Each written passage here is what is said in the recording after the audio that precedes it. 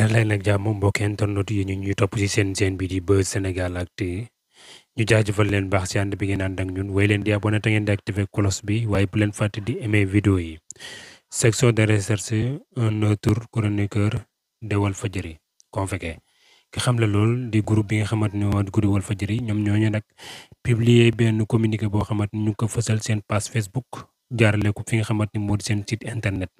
ñoom nag ñu ngi xam ne daal seen chroniqueur bi nga xamante ni moo di Pape Sané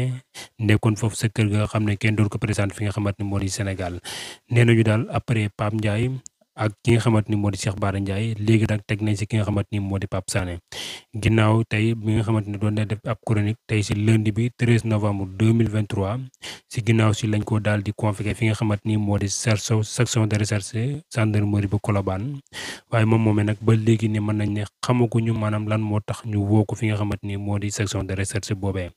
mu mel ni kon ñi nga xamante ni ñoo di chroniqueur yi nga xamante ñoo féete foofu sa groupe Walfadjri ba léegi daal ñu ngi wéy di leen convoqué.